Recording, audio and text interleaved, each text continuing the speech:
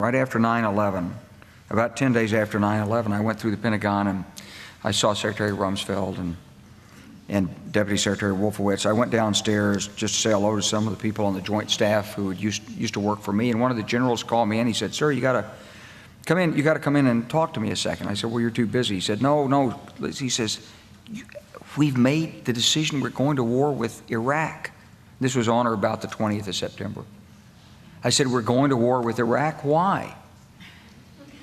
He said, "I don't know." He said, "I guess they don't know what else to do." So I said, "Well, did they find some information connecting Saddam to Al-Qaeda?" He said, No. He says, "There's nothing new that way. They just made the decision to go to war with Iraq." He said, "I guess it's like we don't know what to do about terrorists, but we've got a good military and we can take down governments." And he said, "I guess if the only tool you have is a hammer, every problem has to look like a nail." So I came back to see him a few weeks later, and by that time we were bombing in Afghanistan. I said, "Are we still going to war with Iraq?" And he said, "Oh, it's worse than that."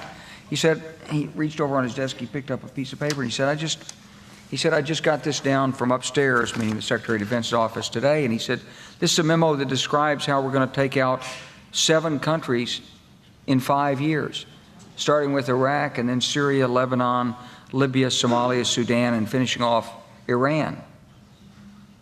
I said, "Is it classified?" He said, "Yes, sir." I said, "Well, don't show it to me."